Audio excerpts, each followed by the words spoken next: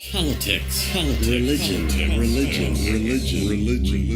It's time now for another penetrating look at what keeps the world turning, what makes birds fly south for the winter, what motivates people to face yet another day despite impossible odds. You think it's because of gravity or God or money? Maybe. But for most of us, it all transpires amid the small-time, street-level, workaday power struggles that we call city life. As before, keep in mind that these entries were composed several years ago when I was working as a parking valet. March 25th. Pilgrimage. It's a noun referring to a journey, especially a long one made to some sacred place as an act of devotion, as in a pilgrimage to Mecca or the 9/11 memorial. Thursday nights, I work at La Sardine, a French bistro exactly across the street from the entrance to Harpo Studios. Not a shift goes by there that I don't see several women stop suddenly, eyes and mouth agape, beneath the sign that reads, The Oprah Winfrey Show. Sometimes cars driving by slam on their brakes. The female passengers pile out, abandoning their vehicles in mid-street, leaving the doors open. Sometimes they ask me if I've ever seen Oprah. The answer is yes, one time in 8 months. They ooh, ah, take pictures, hug each other, occasionally shed tears, and otherwise just stand there beatified as if they were witnessing the second coming of Christ. Or maybe they're just tired and disappointed that they came all this way only to find the doors to Harpo Studios locked and me standing in front of a French restaurant. Sometimes I cry for the same reasons.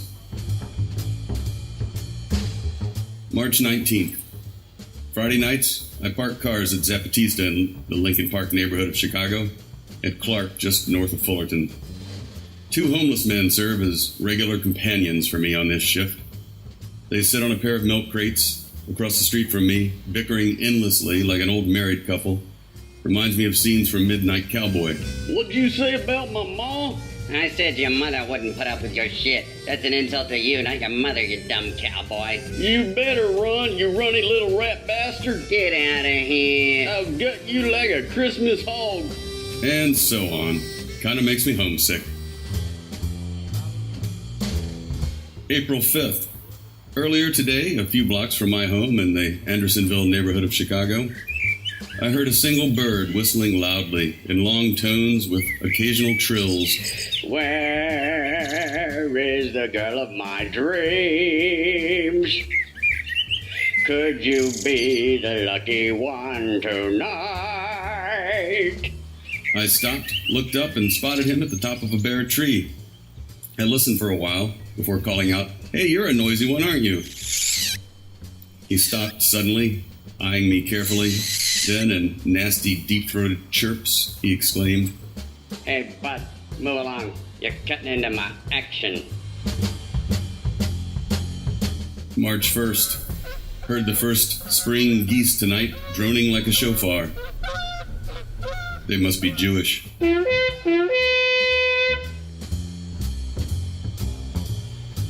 April 12th.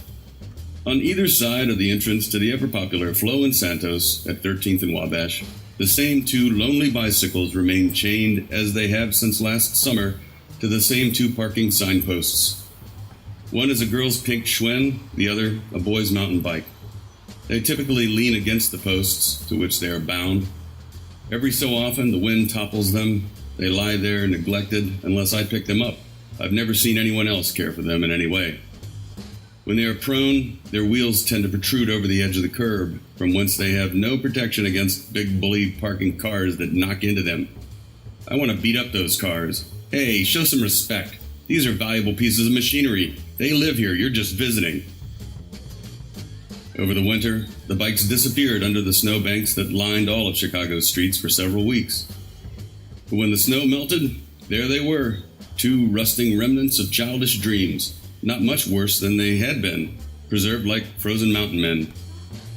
If they could speak, I'm certain one would say to the other, I sure wish we were chained to the same post so we could snuggle. April 2nd. I'm almost ashamed to admit that tonight, as I stood outside of Zapatista's in Lincoln Park, I contemplated killing myself. Not that I would have actually done it tonight or any other time. I just wanted to disappear, to start over. The rain came. A customer in a black Cadillac honked his horn.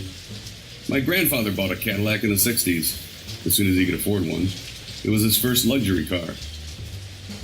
As I turned into the dark alley behind a Walgreens on Clark, south of Fullerton, leading to the lot where we park cars at this location, I had to slam on the brakes because a green dumpster was blocking my way.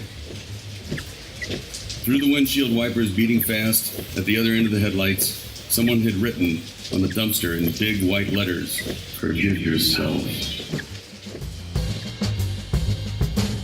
June 9th. These kids today, with their fancy one-handed driving technique, it used to be hands on wheel at 10 and 12. Now it's left hand at 12, right hand texting. I just watched a college-age girl texting while driving an SUV turn the corner at Clark and Fullerton a little too sharp, jump the curb, and run her right headlight into a fire plug.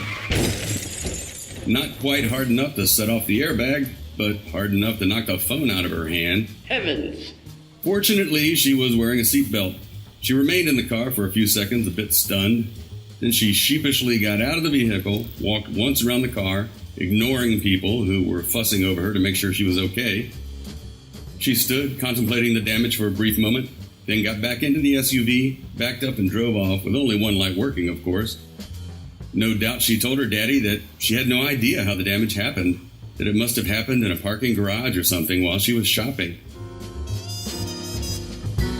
And that's all the time we have this week for City Life.